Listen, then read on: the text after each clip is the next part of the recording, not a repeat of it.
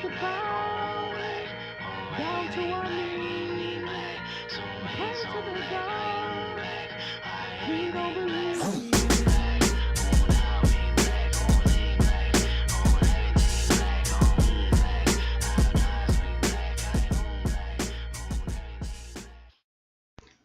All right, so I'm very excited on this Freedmen Fridays. We got my man Eddie Thomas in here. It's me, Marcus Aurelius, aka the Statistical Anomaly. Eddie Thomas, introduce yourself. Where you from? How you get here?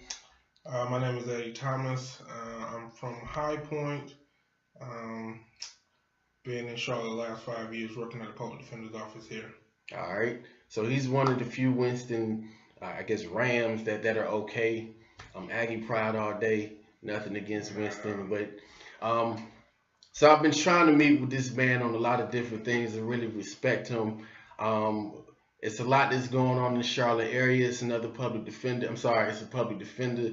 This man has been on scene. This man has kind of have a first person, live and direct point of view as of what's been going on. And I just want to ask him a couple questions. First, we're going to talk about what was your journey like to get into law school and why did you want to become an attorney? My journey was I went to Winston State, and then after that I went to Carolina Law. I wanted to become a lawyer simply because of the conditions of my community. I grew up in a working class area. I saw a lot of people that looked like me, a lot of friends, a lot of family members got caught up in the system, and I didn't think that they always got the representation that they deserved or knew how to navigate the system. So that inspired me to want to be a lawyer. And also, people always said I argued good. So in class and Sunday school, my mom is a pastor, so she would say I argue good. I should be a lawyer. I will argue on behalf of my sister, my cousin, whenever we got in trouble at the house. So because of that sort of like put the bug in me to want to be a lawyer. All right. Now you say you're from High Point? Yes. What high school? Southwest Guilford. All right, representing Southwest Guilford, not far from A&T. Now, when you went to Chapel Hill, what was that experience like? Were there a lot of black law students there, or how did you feel while you were in Chapel Hill? What was your time like? I enjoyed my experience as much as anyone can enjoy law school. Law school is rigorous, it's difficult. You got a lot of reading, a lot of studying outside of class, something I didn't really experience a lot prior to law school. But the administration there was dope. There were people there that took care of me. I had black women that held me down in the career services department. And my law school classmates were dope. I had a number of people that I'm still very close to this day. But we came in together under this program called LEAP. It's a program for minorities and older people who transition to law school, making sure that from day one they are able to get their feet up under them. A lady named Ruth McKinney started that. Ruth was wonderful, dope. I love her, so she held us down with that, and then we became a family, a LEAP family. And so because of that, I had a good footing when I started law school, and that just carried me throughout the 3 years I was there. So we want to shout out the sisters for holding us down. He's mentioned quite a few been actively involved in my life and supporting me as well. When you first came out of law school, why did you choose the public defender's office? Because I wanted to do criminal law. I knew that going into law school. Well, I knew I wanted to do either criminal law or get into public policy. In law school, I interned with the Center for Death Penalty Litigation. Okay. I didn't know you worked with them too. Yeah, it's a lot of overlap, bro.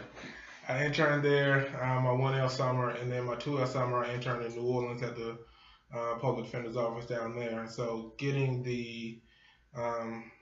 doing criminal law and getting it from, different viewpoints, from an appellate viewpoint and also from a trial stance, I knew I wanted to do criminal law. I knew I wanted to represent the clients that we serve, the indigent, poor, working class people. And the best place to do that is in the public defender's office. And I talk with my boss now, Kevin Tully. He's He's the one that got me to come to Charlotte. Now, when you worked in New Orleans, was that before or after Katrina? It was after Katrina. Okay. And what was that experience like? What was the legal infrastructure like with, I guess, where attorneys displaced? Did a lot of people not come back? What was going on when you came down there? So it was sort of good and bad things that were going on down there at the time. So the good thing about it was prior to Katrina, they did not have a public defender system. Oh, wow. What they would do was they would court appoint cases, and so you would have people that that didn't necessarily have the experience or the time. They would just be assigned cases, and so it wasn't the necessary oversight that they have now. So after Katrina, people started to revamp the system. So now they have, I think they have an indigent defense service. Yeah, like we have here for statewide, like a IDS thing that we have here. But in New Orleans specifically, they have a public defender's office there. When I was there, it was well staffed. But the bad thing about it is the funding. It lacks funding. It lacked funding prior to me going down there. I remember when I was getting ready to go down there, I'm reading reports from the newspaper down there stating that they may have to close down, they may have to lay off people, and I'm like, man, I'm about to go down there and go into this mess. So it lacked funding then, and it certainly lacked funding now. Right now, yeah. In Carolina, we're short on funding. I still ain't being paid for OSC. I do court-appointed work. I ain't seen OSC in my email box for like 5 weeks. I need that money. But on another note, so we talked about being a public defender. Did you do some time in Durham too? I interned at the Durham Public Defender's Office. And I love Durham PD, Public Defender's Office, not police. Very aggressive. A lot of lessons. I'm sure he took a lot of good lessons. They had a lot of good mentors, and you come out elsewhere and you kind of shine because Durham is where it's all at. Even though they had the scandals with the DAs, on the defense side, would you say they're aggressive, or would you say they're comparable with a lot of other offices or places around the state? Or I would say so. I didn't spend a lot of time there, but I did learn a lot from my supervisor and attorney. Who was that? At the time, it was Kelly Black Oliver. She put me on to a lot, and she was one of those people that just taught me that you can be yourself in the courtroom, and so I really appreciated that. Shout out to Clayton Jones. That was my mentor. Yeah, Clayton, good dude. So I had seen you randomly in court a couple times back then, and back then you had locks, right? Yep. So time ago. Different chapter. It's a lot of overlap here with this brother. Have you seen any other attorneys with locks other than myself in your time practicing? Now, we know Judge Curitin used to, but had you seen anybody else? Don't used to. We had an intern at the public defender's office last summer. He had locks, but other than that, I haven't seen a lot of brother with locks. Rare breed, last of dying breed out here. One man left. So let's get to some proceedings this evening. Do you feel like there's a place in sports for politics? And what I'm speaking of is with Cam Newton. So he's a star here in Charlotte and across the NFL. Do you think he is obligated to speak, or does he think it's a luxury he can speak on what's going on in the neighborhood? What are your feelings on that? One, I do think there's a place in sports for politics. I think there's a place anywhere for politics. Politics touches every part of our life, and so there's nothing that there's no place that we can't talk about what affects us. In terms of if he's obligated to speak on it, I don't think he's obligated to speak on it. Do you think he opened the door though by saying so? No, so I don't think he's obligated to speak on it, even though I would like to hear him say stuff. I do think that if he speaks, he must speak knowingly and intelligently about a matter. But also it's kind of difficult because if something is happening in Baton Rouge and Oakland and Ferguson, I can understand why he may not, feel like he's the person to speak on that. But if something is happening in your own backyard, in your own home, the city that you play in,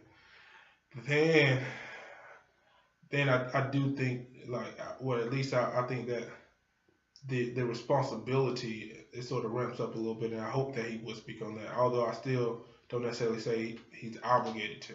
Okay.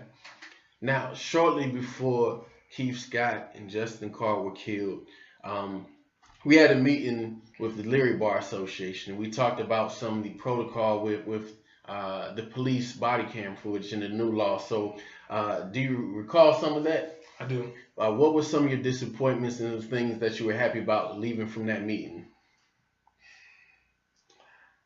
Um, I think at the time I thought that CMPD was trying to grapple with the new law that came into effect on October the 1st, the body cam and dash cam videos, and if it can be released or disclosed, and who it can be released and disclosed to, and the I guess the protocol for doing that, the procedures for doing that. I do think they, like everyone else around the state, was trying to grapple with that, and I do think that they tried to put a lot of detail and thought into that. So I appreciate that.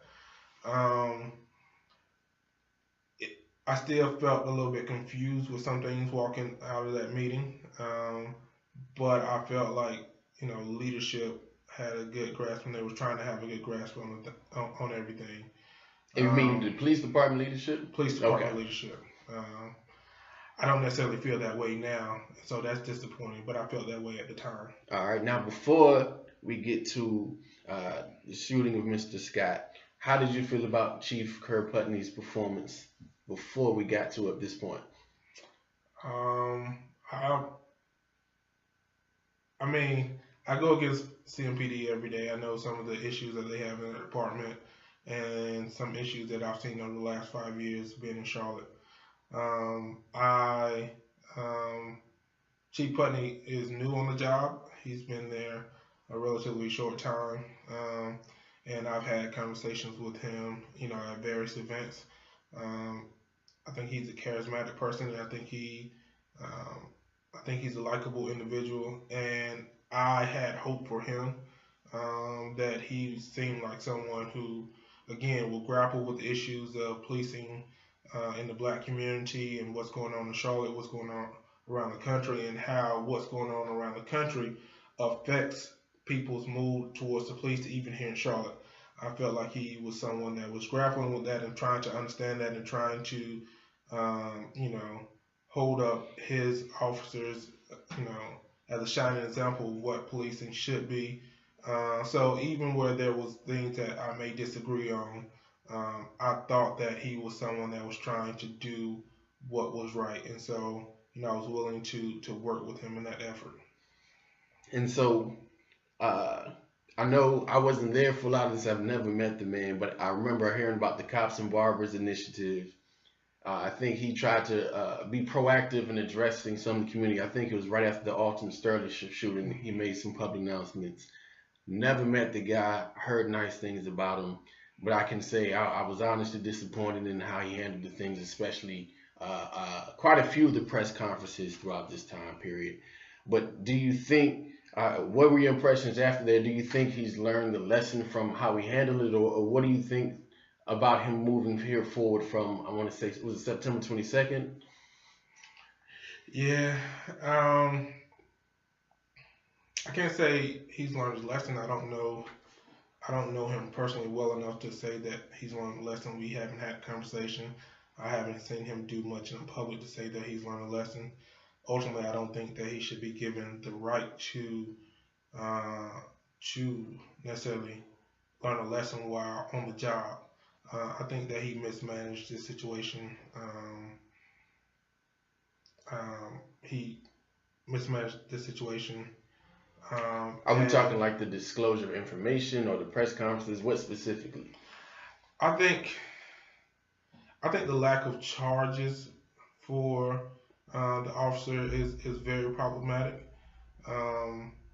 But and I think that I want to be clear. I think the officers should have been charged, and I think the officers should be, charges should be coming any day now.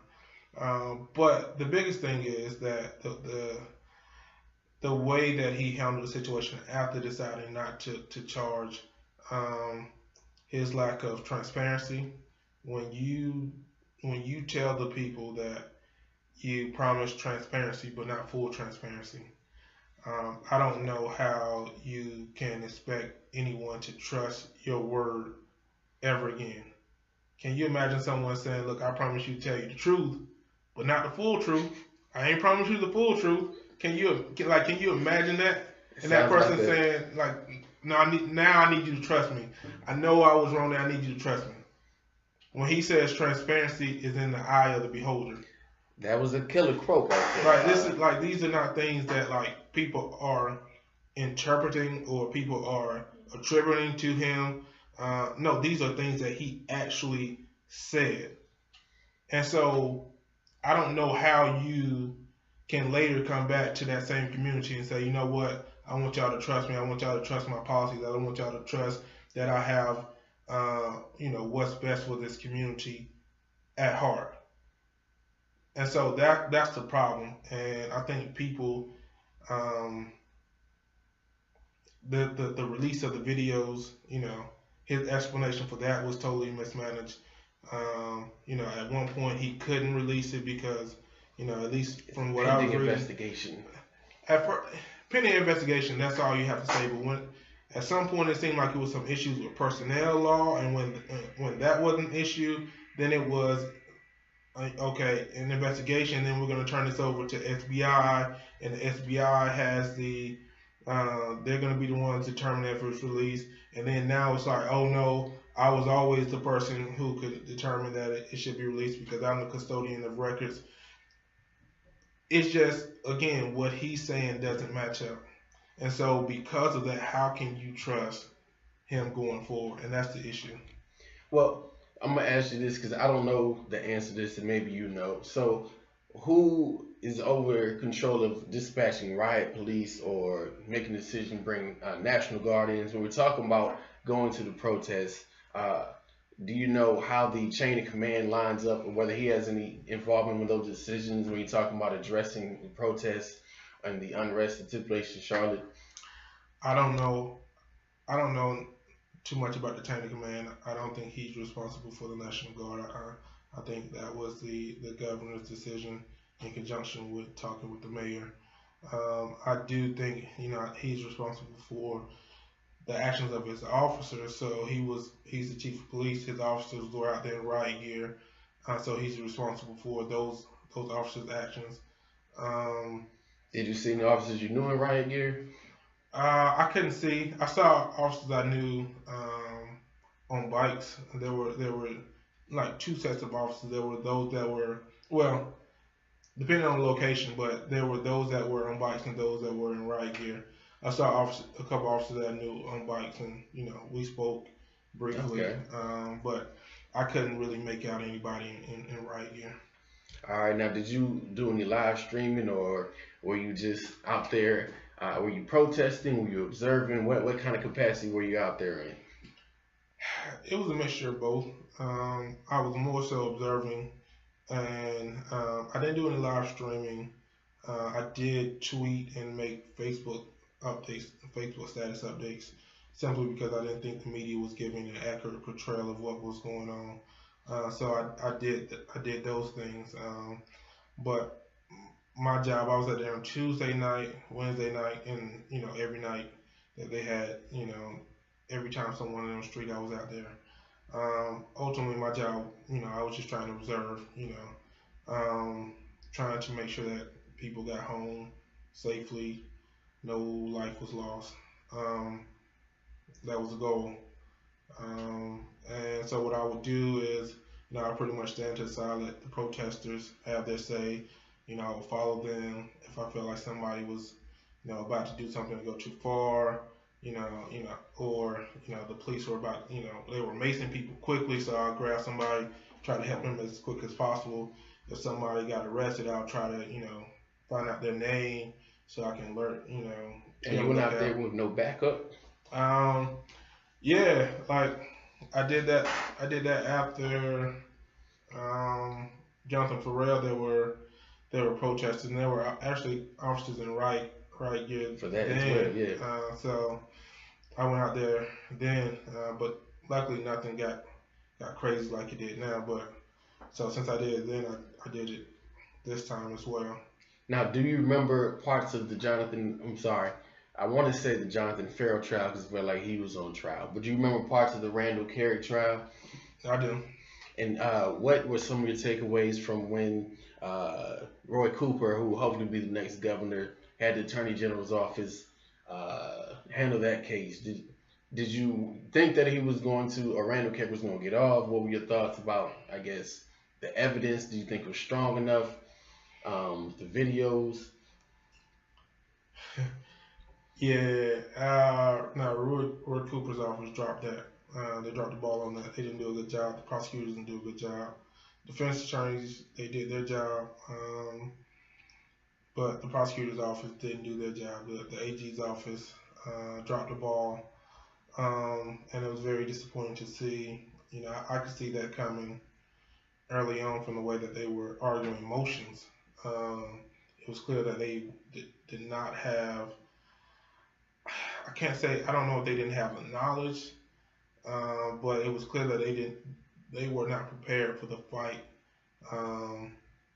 that they needed to put up. And so, essentially, what you saw in the Randall Carrick case was a reversal.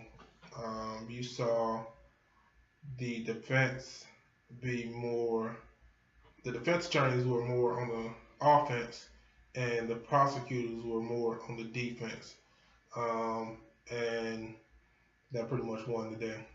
Do you think if there was a better presentation or a different verdict, do you think that even if the events leading to Keith Scott's killing were played out the same way, that the city may have a different feeling if those early events would have played out different?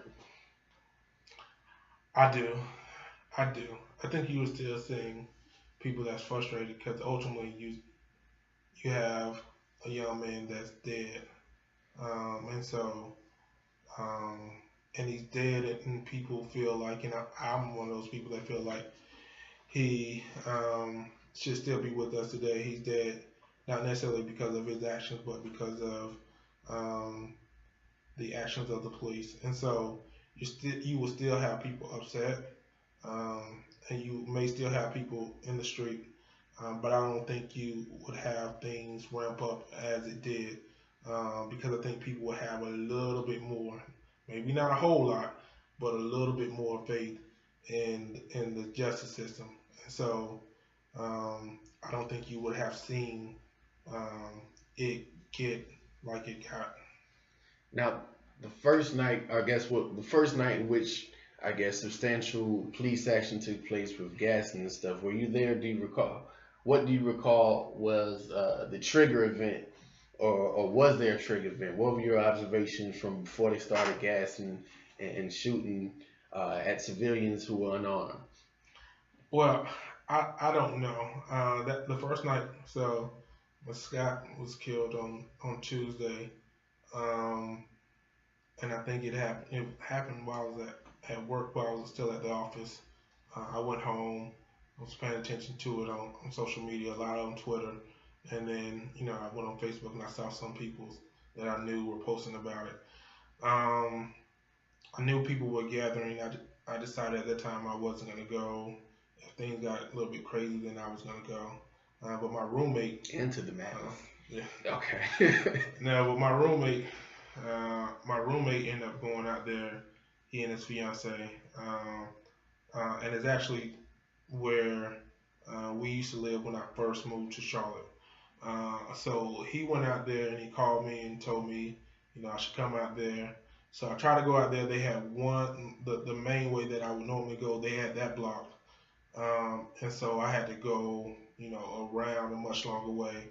And then they had a certain area blocked. So I ended up parking my car in like an apartment complex and walking. It might have been about a mile, but walking some distance to to where everyone was. And by the time I got there, um, that's when people were like, yo, they about to start tear gassing us.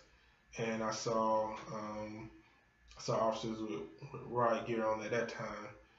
And shortly after that, I saw the first tear gas canister being administered.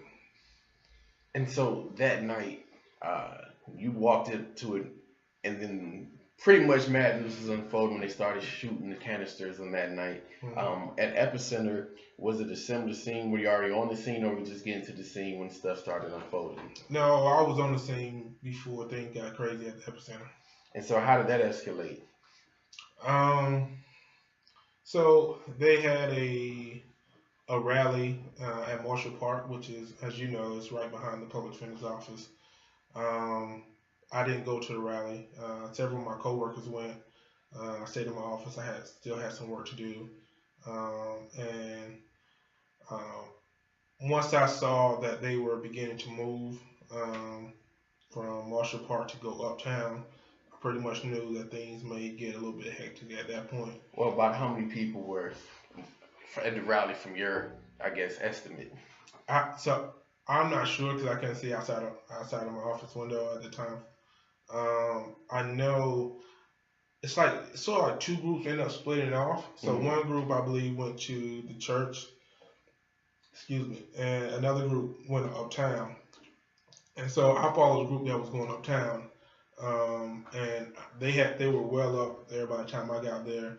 By the time I got uptown, they had just entered the epicenter, and so I stayed with them. And at a certain point later, they merged with the other group. About maybe 30, 45 minutes later, they merged with the other group. And then short time after that, riot police came and it got hectic from there. So in the crowd, what nationalities do we have? What age groups do we have? What's the crowd look like? You see white, black, Asian, Latinos. You see old, young, even some children. And so at this point, before the riot police arrive, have you observed anything, any property damage, any destruction, any protest on protester violence? Man, I saw, this is a funny story because I saw like one thing, and I'm telling you, I was with the protesters the entire time. So at a certain point, going to the epicenter, and we leave out the epicenter, and at that point they just go in the middle of the epicenter, leave out the epicenter, walk up to walk up like maybe 3 blocks, come back down to the transit center, and then that's when they get with the other group, and then they go back up, and then they go into the epicenter again, and they chant, protesters chant for several minutes in the middle of epicenter, and then they sort of spread out and go up to the second floor, up to the third floor, chanting going all around. And I see, and at this point again, it's still peaceful, and I see like some guys, and they're on the third floor of the epicenter, and they're like, yo, they're telling everybody below like to move out the way. And I'm like, what's going on? So I stop and I look up, and it looks like like somebody's about to throw like a trash can or something. It's about to get hectic. And so I look up and I'm like, oh wow. And so I'm like, yo, everybody move. So at this time it was still bike cops there. Bike cops look up, and like even the bike cops get out of the way because they're like, yo, we don't want to get hit either. And man, like a bottle of water, somebody throw a bottle of water, and that was it. And I was like, what? And I realized, and what people got to realize is that people, just as in any other place in society, people have different agendas. And so, in that moment, people, may have had different agendas, but what I've seen in the protests is that protesters really policed themselves. And so they stopped whatever was about to happen, and a bottle of water was thrown on the ground. And me and this young lady I was standing beside somebody, like we started laughing, like that's it, okay. And we fouled out, and that was it. And And that's the thing. That's the thing that people don't really understand, though, is that there are people that come out with different agendas, and I'm not here to say if those agendas are right or wrong, but people really work hard to work these things out amongst themselves, so that you don't need riot police. Okay. And so after the shots were fired with canisters and tear gas, did you get affected by it? Um, Anything, I guess, crazy happened to you other than the obvious? But was there anything that directly affected you before we get to, I guess, the emotional trauma of watching Mr. Carr pass? Or, I'm sorry, Mr. Carr suffer serious injury, which he didn't pass on the scene. But leading up to that moment, what, if anything, did you saw when stuff first started hitting the fan? Um, well, so even that moment was a quick moment. Um, once we found out of the epicenter, short time after that, that's when riot cops appeared. So y'all went in, they weren't there, but then when you came out, they had popped up. Yeah. Okay. And you know what? So I was out there. Several other people from my office was there. Tim Emery, who's a private attorney here, Charlotte, he was out there as well. And Tim made a comment that, why are these riot cops here? We don't need them. And, I actually told him, I was like, I was just thinking to myself, like, I guess CMPD's got smart because you don't have riot cops out there. You don't have, any need to be, you don't have this aggression. So once riot cops got out there, it's sort of like the mood changed quickly. And within 5 minutes, that's when when the tear gas and everything hit. Okay. Um, I don't know if you want to talk about that because it's delicate.